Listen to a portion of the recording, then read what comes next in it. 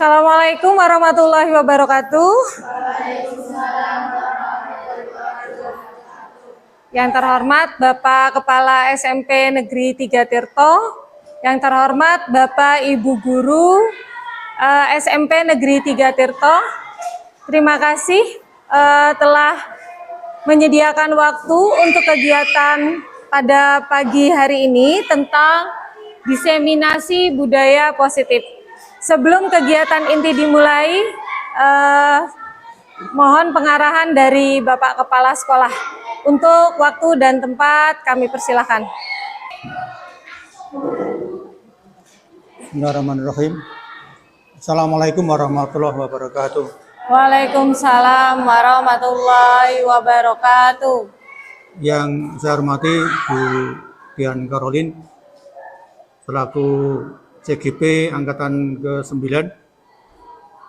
Yang saya hormati Bapak Ibu Guru beserta staf.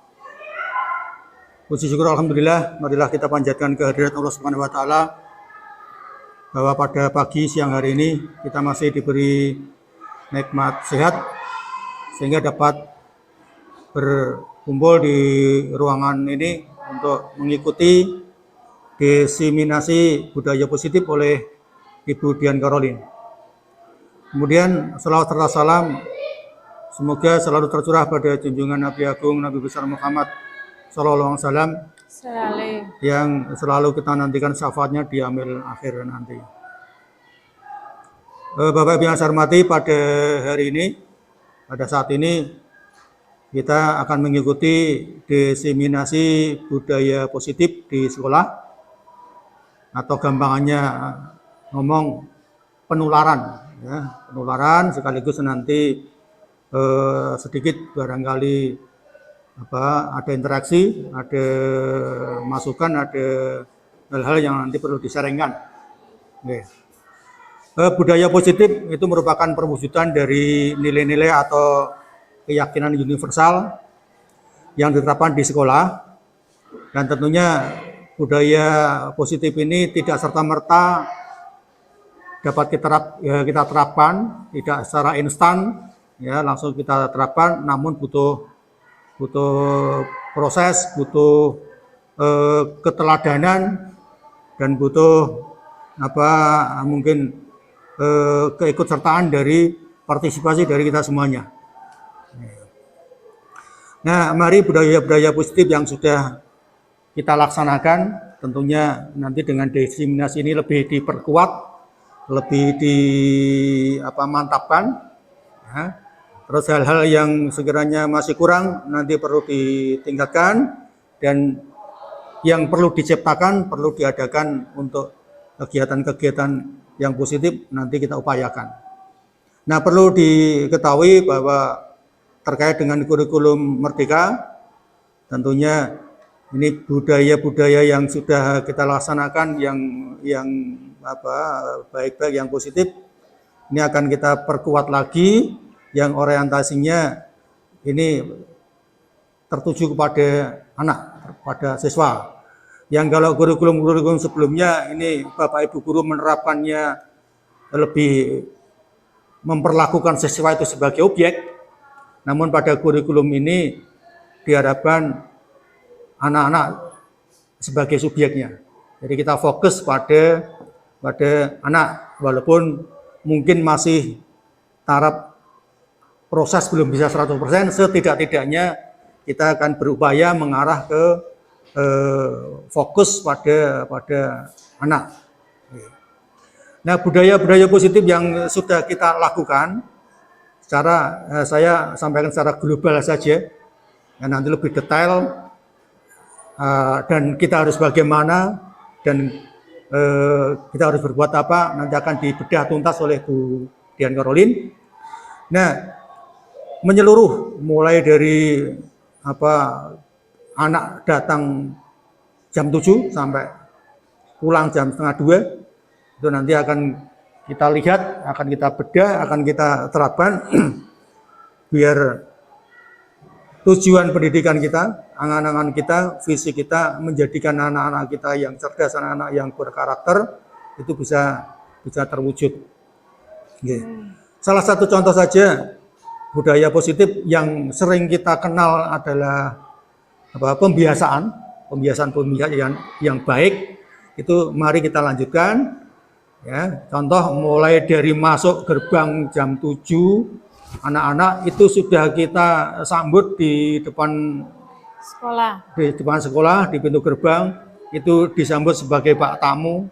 Ya, kita memperlakukan siswa bukan sebagai objek, namun kita layani. Kita sebagai pelayan kita layani, kita persilahkan, kita juga sambil memberi didikan pada mereka. Ya, di depan gerbang kita ajak salaman. Ya, artinya apa? Setiap kita ketemu sesama saudara kita saling bersapa, berjabat tangan, saling menyampaikan salam. Ya, assalamualaikum setidak-tidaknya itu. Ya, terus juga kita bisa mempererat antara kita secara individu dengan anak-anak per individu juga. Kita kenal, juga kita bisa mendeteksi anak satu persatu.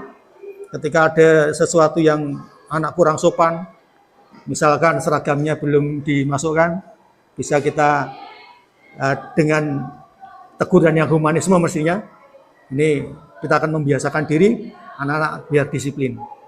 Ya.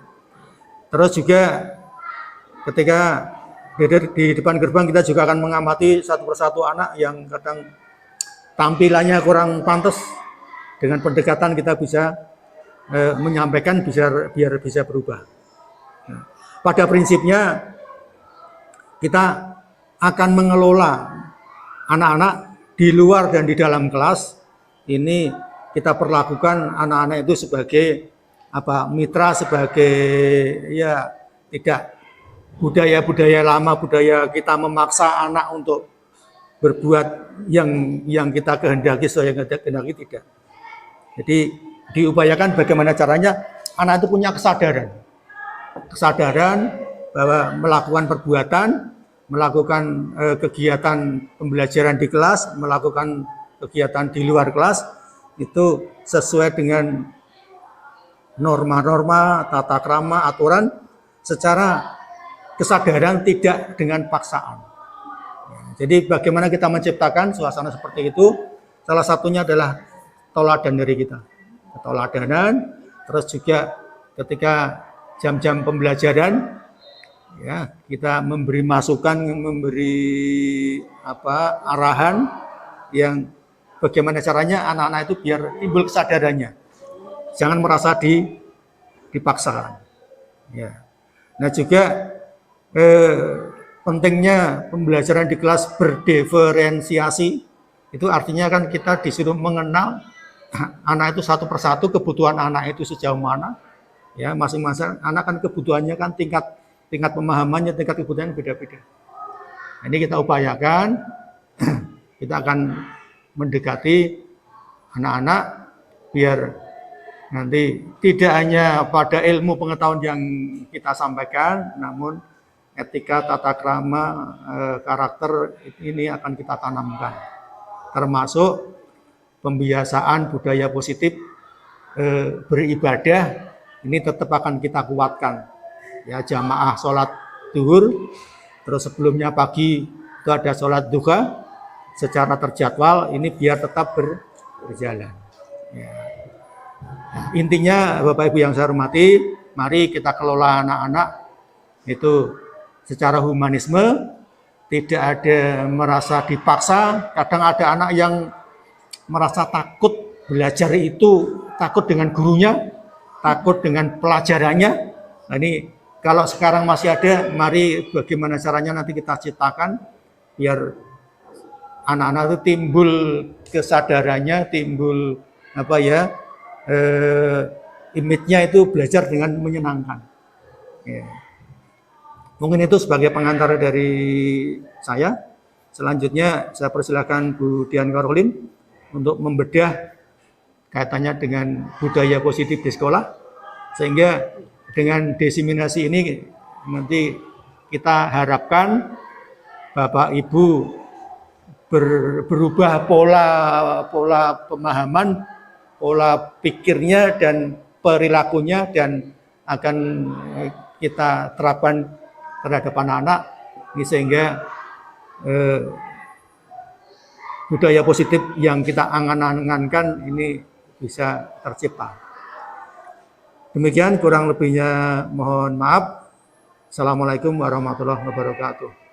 Waalaikumsalam warahmatullahi wabarakatuh.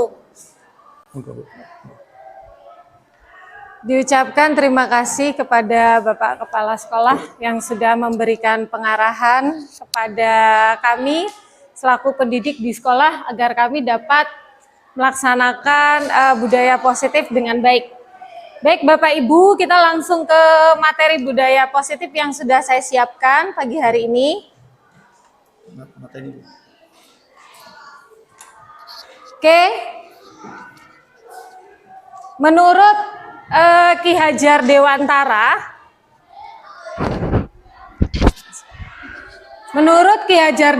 ibaratkan sebagai tanah tempat bercocok tanam sehingga guru harus mengusahakan sekolah menjadi lingkungan yang menyenangkan, menjaga dan melindungi murid dari hal-hal yang tidak baik. Dengan demikian karakter murid dapat tumbuh dengan baik. Jadi kita memang harus menciptakan lingkungan agar diharapkan nanti tumbuh sesuatu yang positif dari lingkungan tersebut. Peran kita sebagai guru, sebagai pendidik di sekolah, itu menciptakan suatu lingkungan yang positif, saling mendukung, saling belajar, saling bekerja sama, sehingga tercipta kebiasaan-kebiasaan yang baik, yang akan tumbuh menjadi karakter-karakter baik bagi warga sekolah. Dan pada akhirnya akan membentuk sebuah budaya positif. Seperti yang tadi sudah disampaikan oleh Bapak Kepala Sekolah, betul bahwa kegiatan pembiasaan yang sudah dilaksanakan di sekolah kita, itu salah satunya adalah upaya untuk menciptakan suatu lingkungan yang positif. Kita menanamkan kepada anak-anak murid kita pembiasaan yang baik, seperti datang ke sekolah, kita sudah menyapa anak-anak, memberikan semangat, menanyakan kabar mereka, kemudian kegiatan pembiasaan pada pagi hari, sapa, senyum, dan ibadah salat berjamaah sudah kita lakukan di sekolah, itu semata-mata untuk mendukung lingkungan yang positif. Tidak hanya pembiasaan, tapi Bapak Ibu Guru juga sudah melakukan kegiatan positif di kelas dengan fokus pembelajaran tidak hanya pada guru, tetapi juga pada murid. Begitu. Kemudian pada materi ini yang nanti akan kita kupas lagi tentang perubahan paradigma belajar, disiplin positif dan nilai-nilai kebajikan universal, teori motivasi, hukuman, penghargaan, restitusi, ada kebutuhan dasar manusia, 5 posisi kontrol guru, keyakinan kelas, dan segitiga restitusi.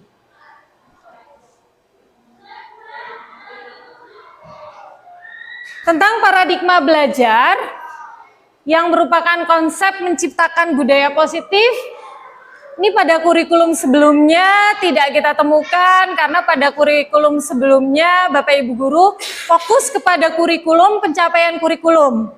Tetapi pada kurikulum yang sekarang, kurikulum Merdeka, ada pergeseran tentang fokus pendidikan di mana pembelajaran berpusat pada murid. Jadi sebagai sumber belajar sekarang tidak hanya seorang guru yang berada di depan kelas, tetapi murid melakukan kegiatan pembelajaran, murid aktif. Jadi murid kita kelompokkan dan murid berinteraksi dalam kegiatan pembelajaran. Jadi tidak hanya guru sebagai sumber utama belajar. Kemudian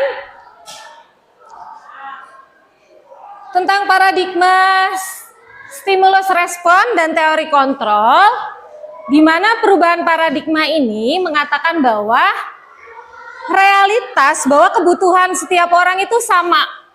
Pada dasarnya kebutuhan seseorang itu berbeda satu dengan lain. Kemudian seseorang melihat sesuatu hal itu sama. Dari sudut pandang tertentu orang menganggap sama, alasannya harus sama ini. Padahal sebetulnya tidak. Karena seseorang memiliki latar belakang profil yang berbeda. Sehingga pada dasarnya bahwa apa yang kita lihat itu tidak selalu sama. Kemudian perilaku buruk itu dilihat sebagai kesalahan.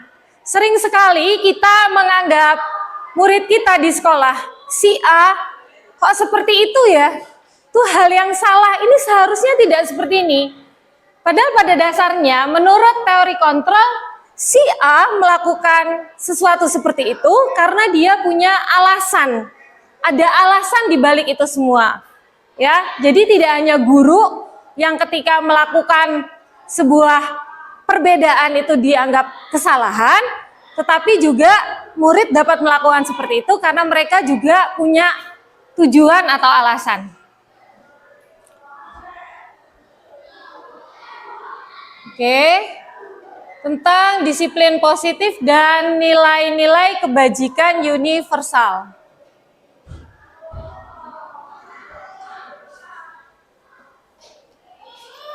Disiplin sendiri itu adalah kemampuan memerintah diri sendiri dalam mengontrol dan menguasai diri untuk memilih tindakan yang mengacu pada nilai-nilai yang kita hargai dengan penuh tanggung jawab, tanpa perintah orang lain. Jadi ketika seseorang melakukan sikap disiplin, itu adalah sebuah proses di mana dia menghargai dirinya. Tidak hanya karena tidak enak karena nanti ditegur atau diberi hukuman, tetapi merasakan bahwa disiplin ini karena saya menghargai diri saya. Bagaimana saya datang tepat waktu, bagaimana saya bertanggung jawab, itu bagian dari penghargaan terhadap diri. Jadi tidak perlu ketika seseorang sadar tentang sesuatu yang disiplin itu bukan karena mendapatkan imbalan atau reward, tapi betul karena menghargai dirinya sendiri. Kemudian tujuan mulia yang akan dicapai berkaitan dengan profil pelajar Pancasila, di mana ada 6 profil yang diharapkan nanti terpotret, terbentuk, terwujud pada diri kita sendiri ataupun nanti pada murid-murid kita di sekolah. Seperti gotong royong, mungkin Bapak Ibu juga sering mengadakan kegiatan diskusi di kelas. Diskusi di kelas itu tidak lain dan tidak bukan tujuannya untuk menanamkan rasa gotong royong kepada murid-murid kita yang selama ini sikap gotong royong itu sudah mulai hampir terkikis Bapak Ibu. Banyak sekali kasus anak-anak di sekolah itu tidak punya jiwa kerjasama, individualis, kemudian masa bodoh. Nah, diharapkan dengan penanaman budaya positif di sekolah kita, ada 6 profil pelajar Pancasila yang nanti tumbuh bersama dengan murid-murid kita di sekolah.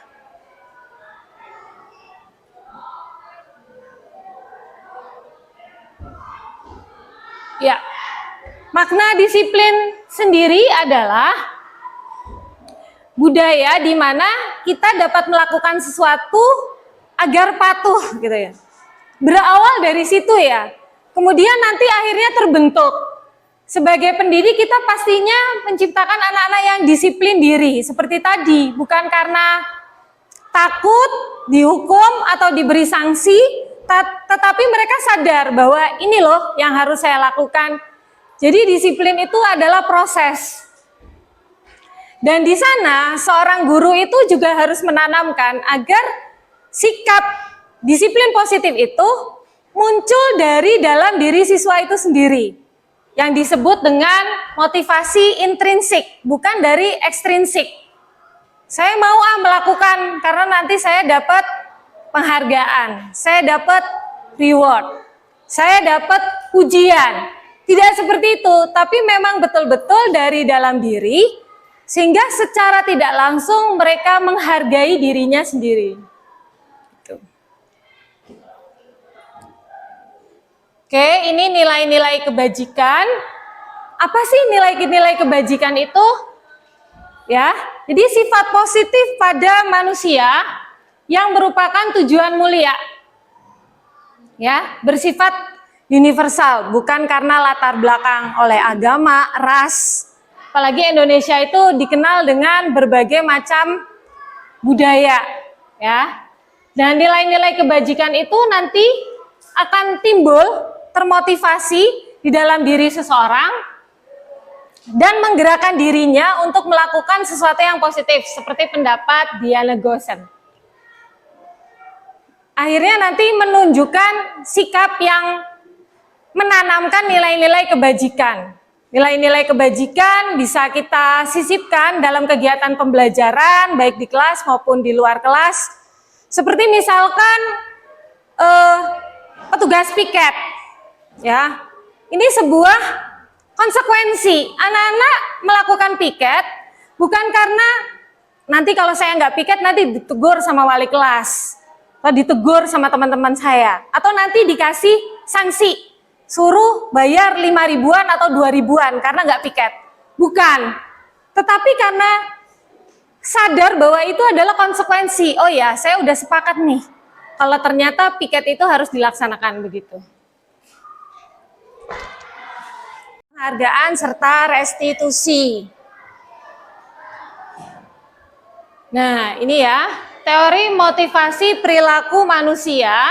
Yang pertama, melakukan itu tadi berkaitan sama menghindari ketidaknyamanan atau hukuman. Jadi contoh tadi ya, misalkan ketika siswa pada piket di kelas mau melakukan piket karena takut dihukum sama gurunya.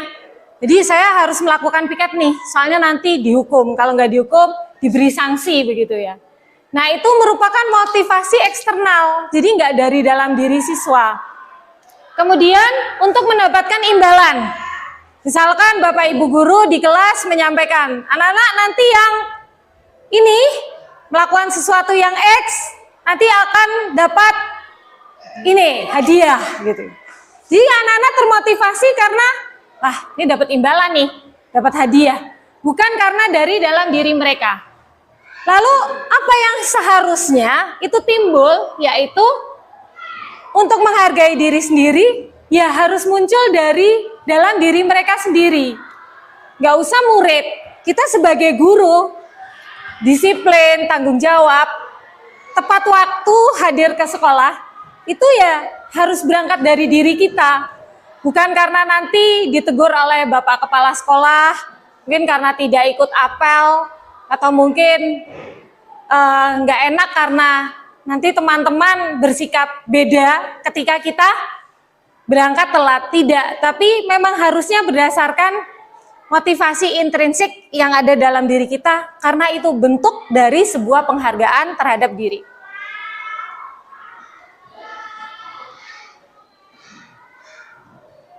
Nah, ini hukuman atau konsekuensi.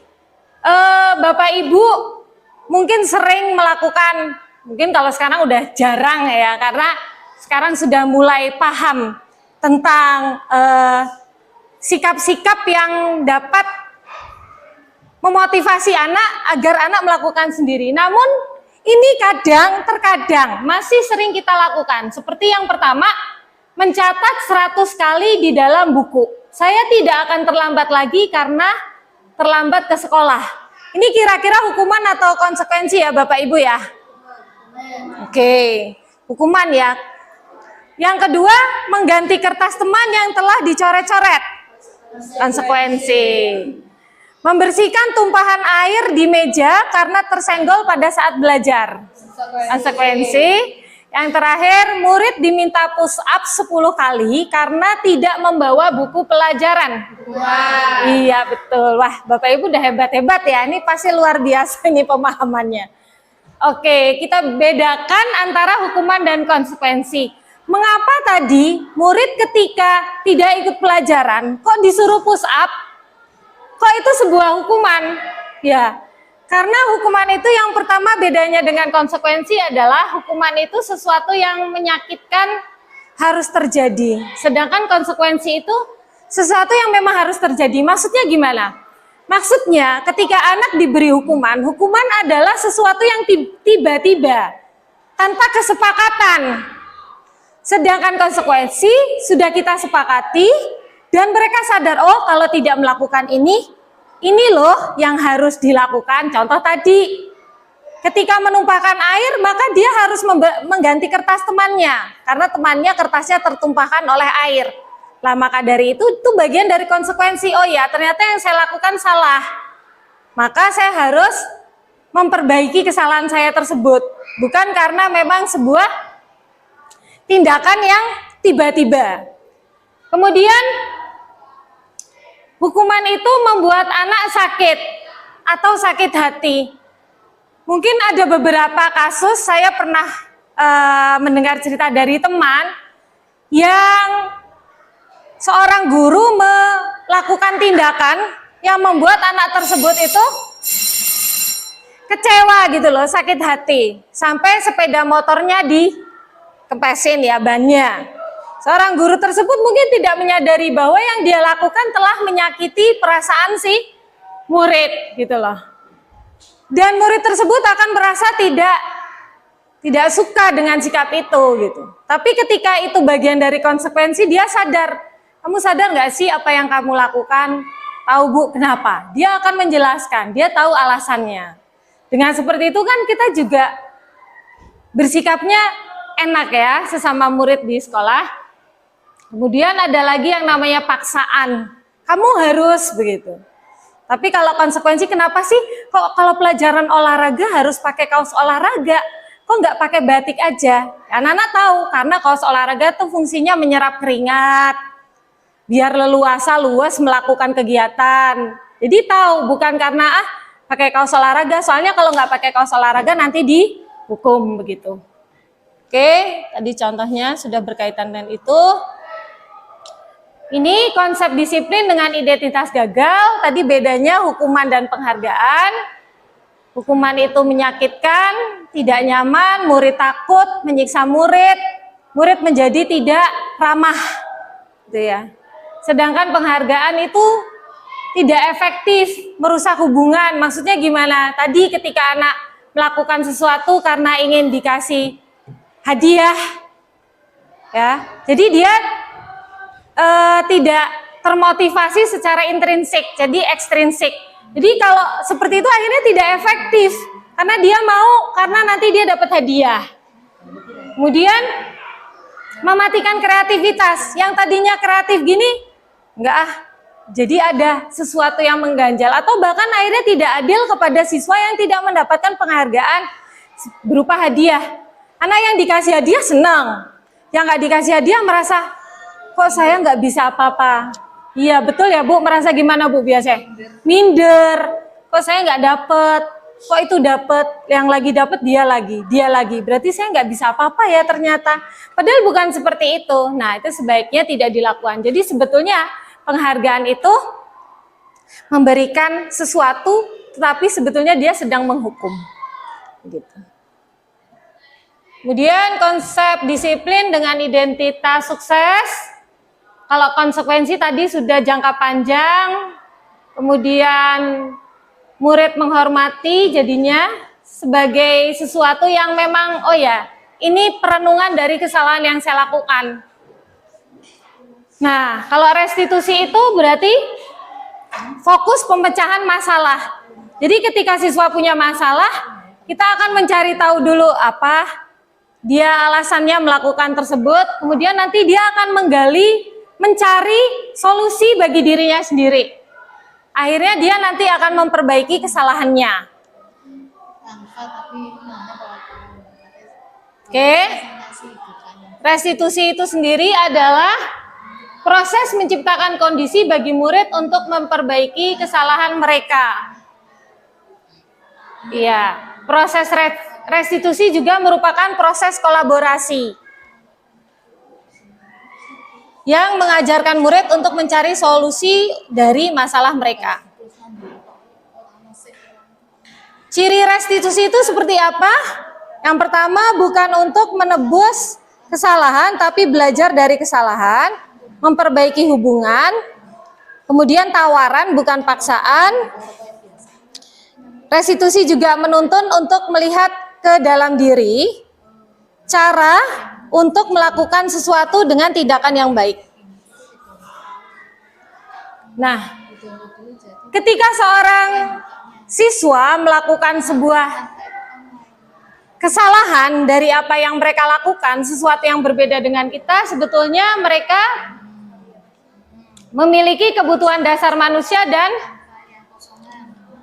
yang harus mereka penuhi, begitu ya. Yang pertama ada kebutuhan untuk bertahan hidup, ada rasa kasih sayang dan rasa diterima, kebebasan, kesenangan, dan penguasaan. Nah, ini mungkin sering terjadi pada kita ya Bapak Ibu ya. Ini saya ambil contoh tentang Ibu Ria, guru kelas 6 di SD Pesona. Dia bingung menghadapi ulah salah satu murid di kelas bernama Agus. Beberapa anak telah datang dan mengeluhkan Agus yang seringkali meminta bekal makan siang. Jadi Agus tuh sering mintain bekal makan siang temannya. Jika kita sebagai guru menghadapi situasi seperti Bu Ria, apa yang akan kita lakukan? Berkaitan tadi sama kebutuhan dasar manusia. Mungkin Bu Santi, kira-kira apa yang dilakukan Bu kalau ada kasus kayak gini? Awal Bu Ria itu beliau mempelajari dulu kenapa Agus seperti itu. Karena kemungkinan ada kebutuhan Agus yang ingin dicapai dari perbuatannya Agus ini, karena kan tadi disampaikan ada beberapa macam kebutuhan. Lah, kebutuhan mana saja yang sedang berusaha dicapai oleh Agus? Lah, ini tugasnya Bu Ria sebagai wali kelas atau sebagai guru kelas 6. Kira-kira kenapa sih Agus melakukan hal ini?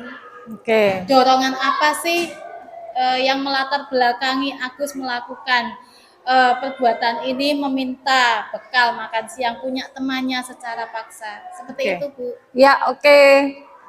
Baik, Bu, terima kasih.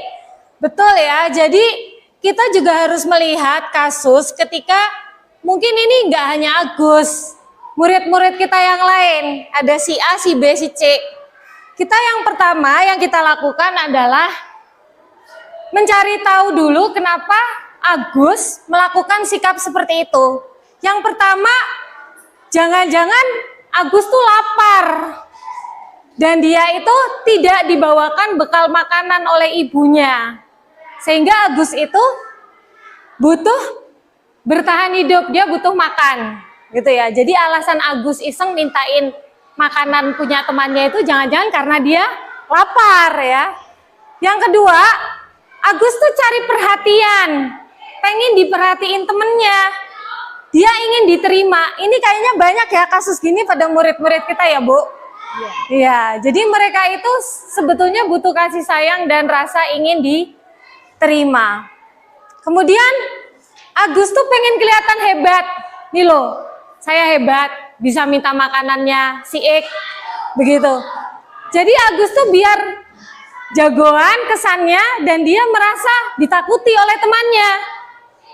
Benar, jadi Agus tuh punya banyak alasan kenapa dia bersikap seperti itu. Atau jangan-jangan Agus tuh udah dibawain bekal sama ibunya, tapi dia pengen coba bekal makanan punya temannya, jadi dia mintain punya temannya gitu.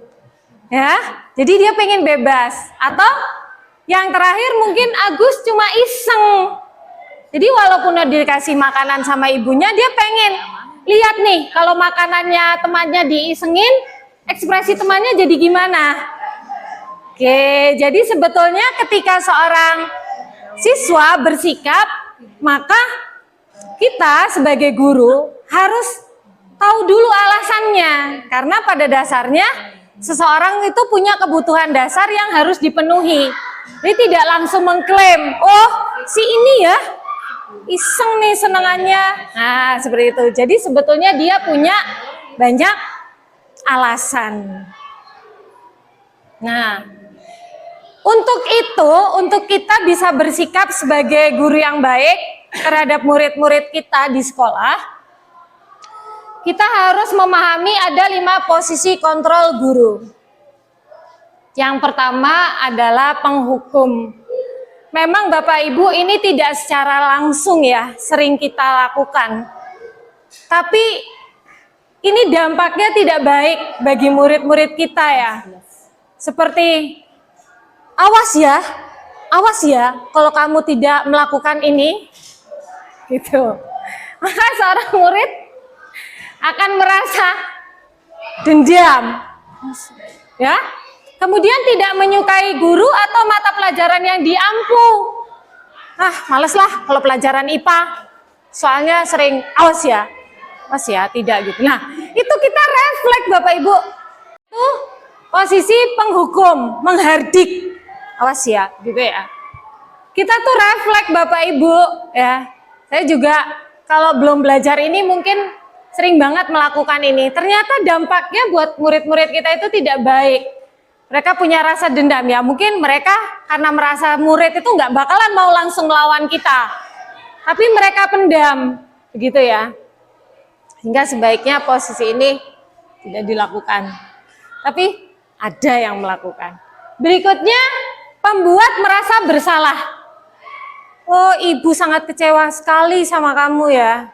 Kamu tahu nggak sih ibu udah berusaha. Nah, atau gimana coba kalau orang tua kamu tahu kalau kamu melakukan ini? Ayo, gimana coba? Misalnya sering, karena murid tuh kayak, iya kok saya melakukan kesalahan banget gitu ya. Duh, saat kayak guruku mungkin begitu ya. Kadang dia jadi akhirnya kecil, ciut banget. Terus kita tuh senang gitu loh. Kalau murid misalkan, kena deh, benar nggak nih? Udah melakukan ini. Nah, begitu ya. Jadi cirinya tuh nadanya tuh halus tapi gitu. Terus muridnya akhirnya dampaknya gimana? Ya merasa gagal. Duh, jangan-jangan aku troublemaker ya di kelas ini ya. Lagi-lagi dan begitu. Kemudian berikutnya, posisi teman. Posisi teman itu sering nadanya akrab, ramah.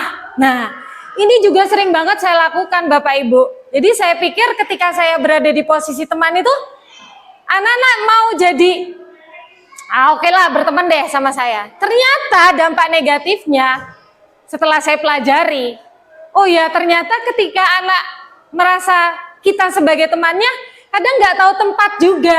Nggak apa-apa orang Buolin juga. Kalau aku nginin nggak apa-apa, kan Buolin kan juga ngerti, orang Buolin juga sering nanyain gini, jadi kayak nggak pas gitu loh. Suatu saat mereka akhirnya menjalin hubungan dengan kita kok jadi kayak yang nggak apa-apa, biasa Buolin soalnya nggak apa-apa, begitu ya. Jadi guru itu sering kayak temennya, ayolah bantuin dong ibu gitu ya. Nanti ibu bantu bereskan, ayo nggak apa-apa, udah cepet sini gitu ya. Sering banget ya. Akhirnya murid juga ketergantungan sama gurunya. Saya pikir ini ternyata posisi yang baik ya. Ini berikutnya adalah posisi yang keempat, posisi pemantau. Ya, ini biasanya nadanya datar, bahasa tubuhnya formal. Menggunakan tidak bersunda gurau, kelihatan yang soft gitu. Tapi dia tetap menanyakan, ayo peraturannya apa? Apa yang telah kamu lakukan? Sanksi apa? Konsekuensinya apa? Gitu. Ya, nanti murid jadi memahami konsekuensi yang harus dijalankan. Nah, yang the best katanya ini. Yang the best ini ya.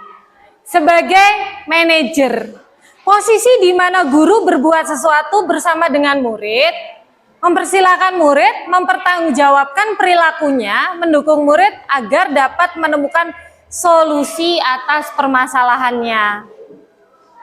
Ya.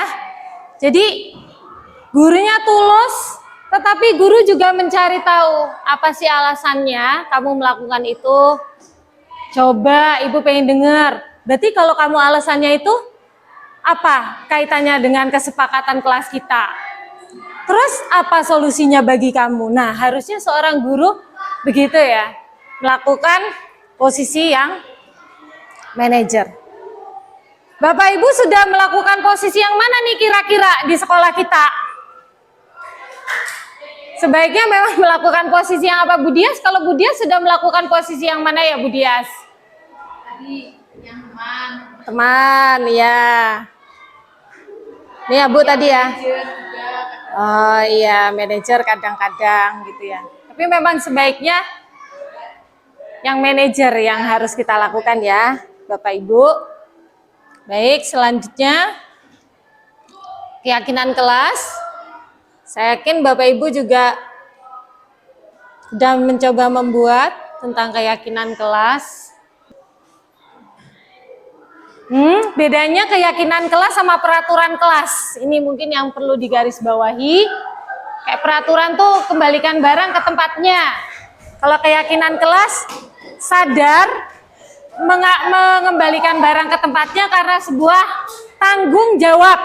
Oh, habis pinjam buku paket ke tempat perpustakaan. Kadang ada yang petugas murid kadang ya Bu ya. Itu kan sering sekali yang mengembalikan tuh hanya yang tugas aja tadi. Nah, guru itu juga saling mengingatkan. Anak-anak itu bukunya coba dikembalikan. Jadi mereka juga kembali lagi, oh ya, nih kalau mengembalikan buku tuh bukan karena nanti apa tuh namanya, kenapa-kenapa, tapi karena rasa tanggung jawab. Oh, habis pakai terus dikembalikan begitu. Kemudian dilarang mengganggu orang lain, itu bagian dari saling menghormati. Ini anak-anak di sekolah kita sering sekali melakukan kegiatan seperti yang seperti anak-anak sering sampaikan, Bu, itu sering nyebutin nama bapakku, nyebutin nama ibuku, begitu ya. Itu iya jahil. Nah itu kita bilangnya ke mereka, jangan suka. Nah, tetapi tolong anak-anak, kita harus saling menghormati dan menghargai. Kalian kan juga punya orang tua di sekolah. Jadi kalimatnya diganti seperti itu. Kemudian, ayo kalau sama temannya tuh jangan sampai pada mukul gitu loh, misalkan seperti itu. Nah itu juga kita bisa bahasanya kekerasan di kelas kita sebaiknya tidak dilakukan. Nah kalimat-kalimat itu yang peraturan di kelas itu nanti bisa kita tuangkan dalam keyakinan kelas. Tahapannya di keyakinan kelas bagi Bapak Ibu yang belum melakukan di kelas masing-masing, itu yang pertama caranya mempersilahkan murid untuk berpendapat. Anak-anak, kalian ingin kelas yang seperti apa? Kalian pengen kelas kita tuh seperti apa? Kemudian anak-anak nanti mencurahkan pendapatnya, boleh ditulis di papan tulis, boleh pakai sticky note, biarkan anak-anak mengeluarkan pendapat mereka di kelas. Kemudian nanti guru mencatat masukan dari beberapa murid yang tadi, Bu, saya ingin kelasnya bersih, saya tidak mau ada yang buang sampah, saya tidak mau ribut, saya tidak mau banyak sekali, tidak mau lah, itu dicatat. Kemudian ditinjau kembali. Selanjutnya sebaiknya kita tulis Bapak Ibu yang tadi anak-anak mau tuh sebagai kesepakatan kelas. Kalimatnya dibuat. Tadi seperti tidak membuang sampah sembarangan, berarti membuang sampah pada tempatnya, ya jaga kebersihan, tidak berisik. Nah, misalnya apa berarti kalau tidak berisik? Menjaga ketenangan. Iya, menjaga ketenangan kelas, begitu kalimatnya. Jadi kita biasakan menggunakan kalimat-kalimat yang positif. Nah ini kemarin saya juga sudah buat keyakinan kelas di kelas saya, kebetulan di kelas 7B. Itu anak-anak, pertama saya berpemahaman apa sih anak-anak keyakinan kelas itu. Kemudian coba kalian tuliskan apa yang kalian inginkan untuk kelas kita. Seperti itu, mereka menuliskan pendapat mereka pakai sticky note. Saya suruh tempelin di papan tulis. Kemudian saya tuliskan peraturan kelasnya atau pertama pendapatnya anak-anak dulu. Tidak mengejek nama orang tua. Tidak berisik. Tidak buang sampah sembarangan. Wah, banyak sekali itu anak-anak ternyata luar biasa Bapak Ibu, kalau kita memberikan kesempatan anak-anak untuk berpendapat itu juga luar biasa. Nah setelah itu akhirnya kita perbaiki kalimat yang sudah dituliskan anak menjadi kalimat yang positif. Tadi yang seperti tadi ya yang sudah Bu Santi sampaikan. Iya, tidak-tidaknya jadi dirubah. Tidak membuang sampah sembarangan. Jadi ya membuang sampah pada tempatnya begitu ya. Oke.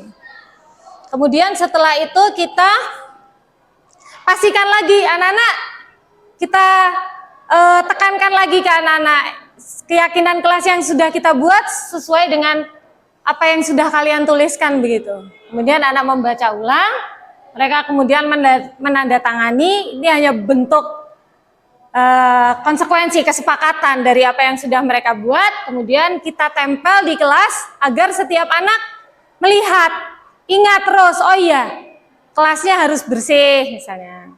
Terus menghormati, menghargai orang lain seperti itu, datang tepat waktu dan seterusnya sesuai dengan kesepakatan yang dibuat. Oke, yang terakhir tentang segitiga restitusi. Ini tadi salah satu solusi untuk menyelesaikan permasalahan yang dihadapi oleh murid-murid kita agar mereka bisa mengembalikan dirinya lagi menjadi siswa yang baik, menyelesaikan masalahnya dengan baik.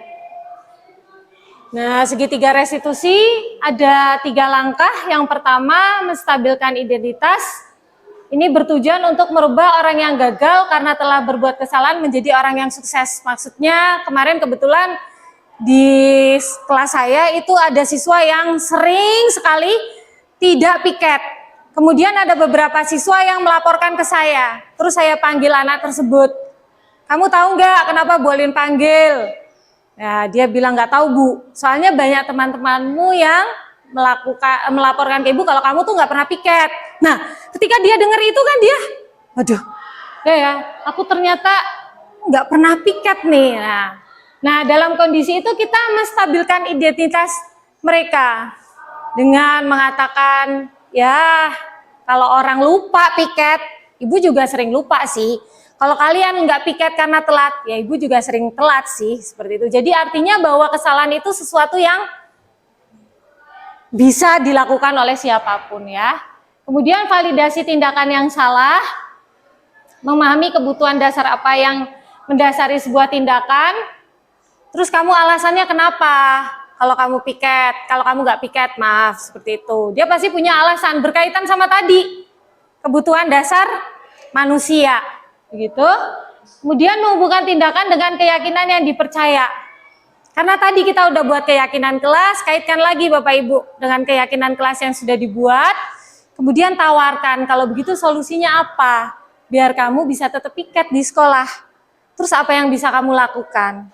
Terus kapan kamu mau memperbaiki itu? Jadi kita memanggil siswa untuk datang mencari tahu permasalahan mereka. Mereka dengan secara tidak sadar mereka juga menyelesaikannya. Terus mereka akhirnya jadi berbuat baik lagi begitu. Jadi tidak merasa dihakimi.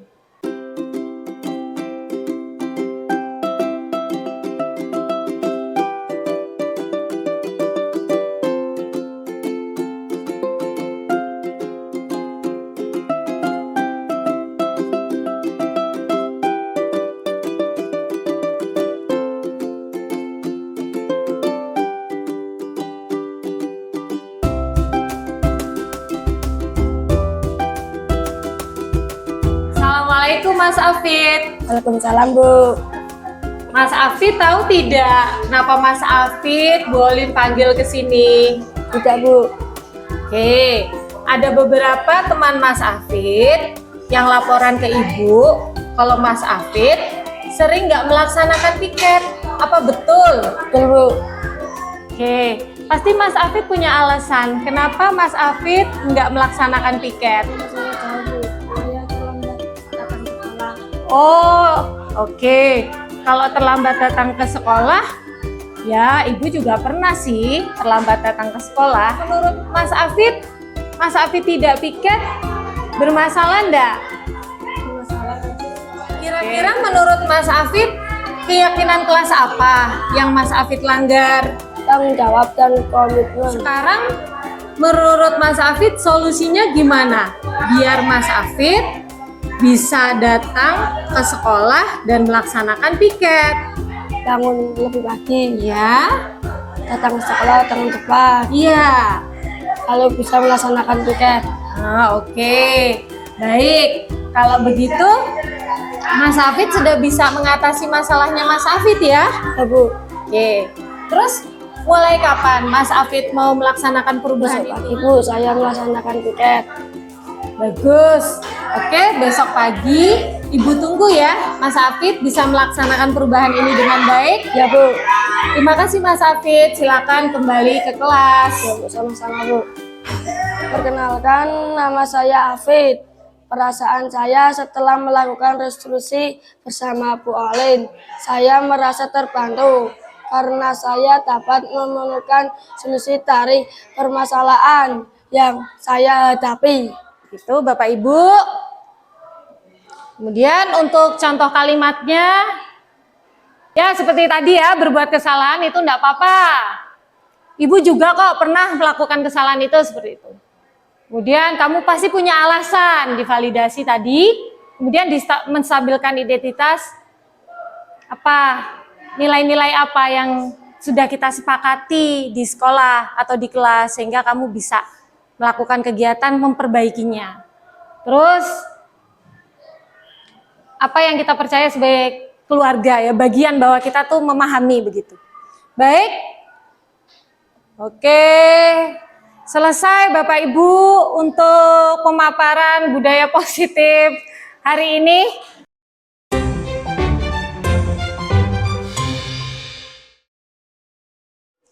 Baik, Bapak Ibu mungkin ada yang mau bertanya untuk berkaitan dengan budaya positif yang sudah kita lakukan di sekolah kita.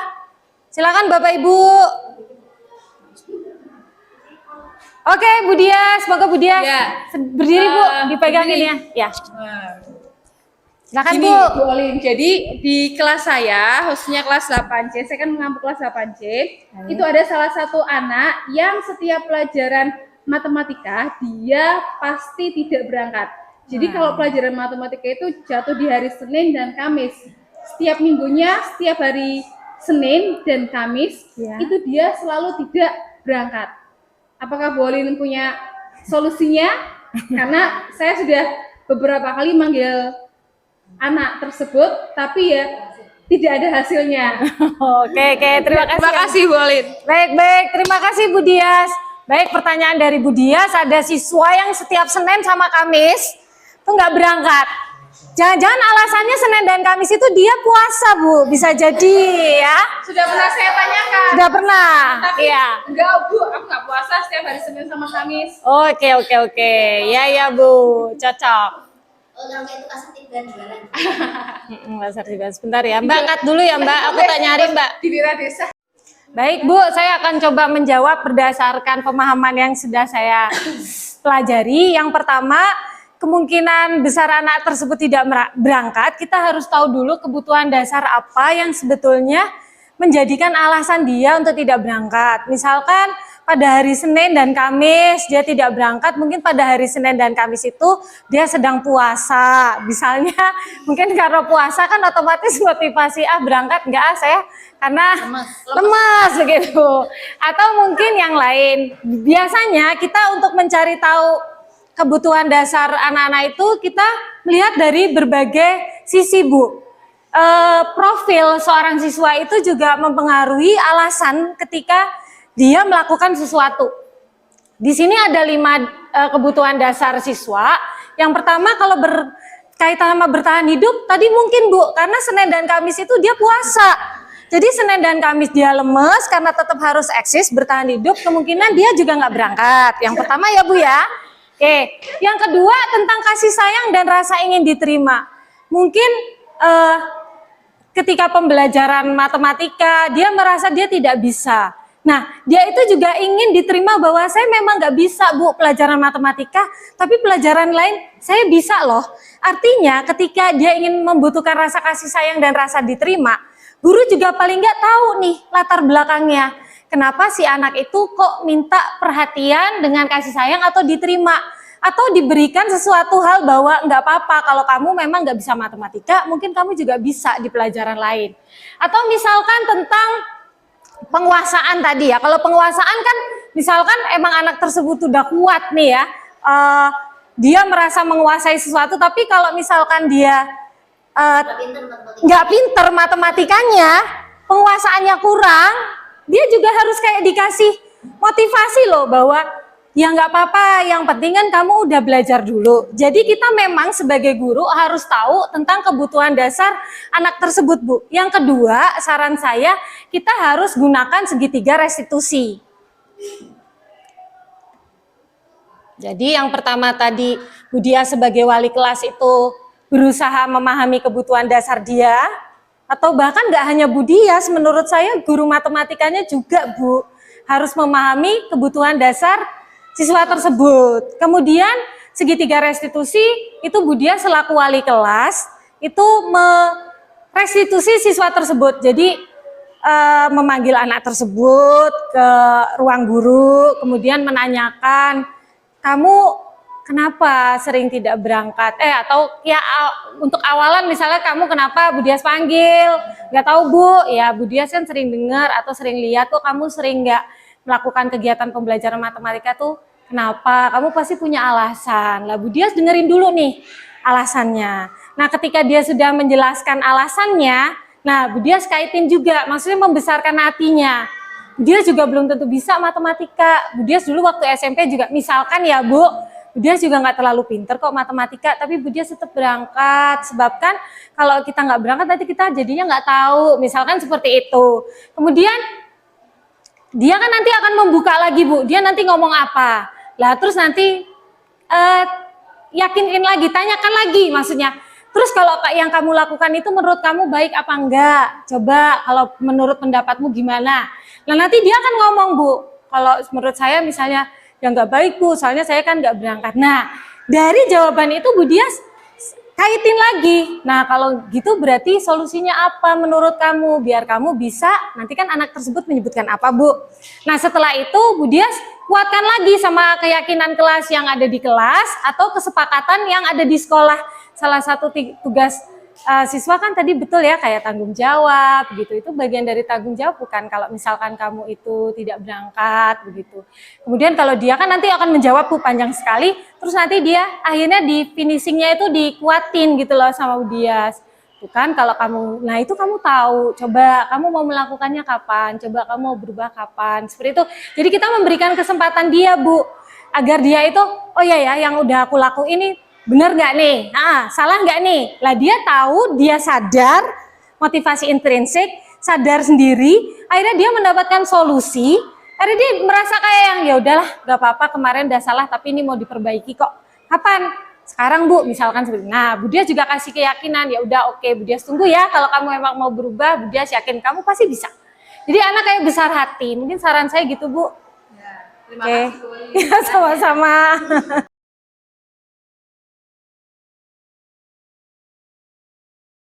Oke, untuk refleksi mungkin dari salah satu Bapak Ibu.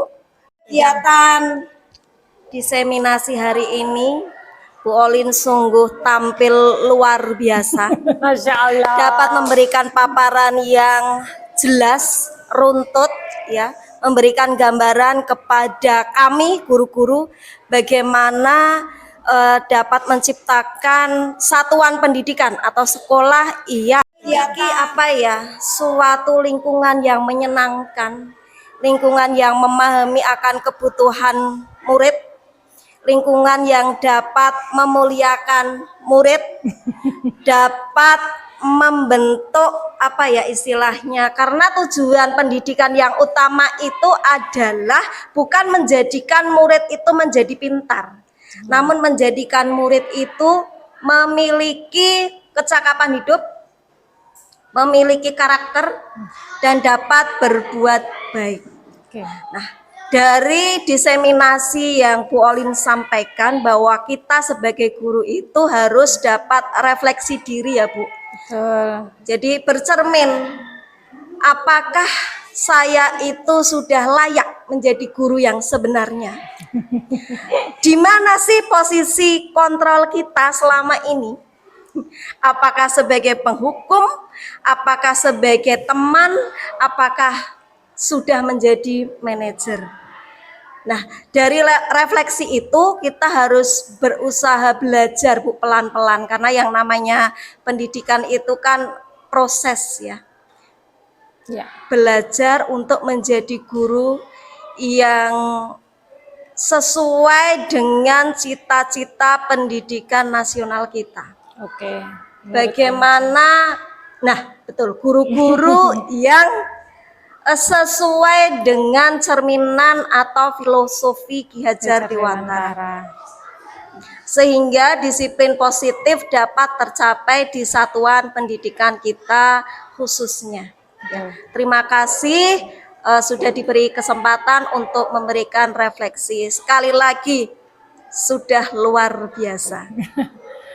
Miliki Terima kasih Bu Sari atas refleksinya. Kita sama-sama Bapak Ibu, sekali lagi bahwa tugas kita sebagai guru yaitu menciptakan suatu lingkungan positif yang saling mendukung agar nanti pada akhirnya kita dapat membentuk sebuah budaya positif. Terima kasih atas perhatiannya. Selamat siang. Assalamualaikum warahmatullahi wabarakatuh. Waalaikumsalam warahmatullahi. Tepuk tangan untuk kita semua. Makasih Bapak Ibu.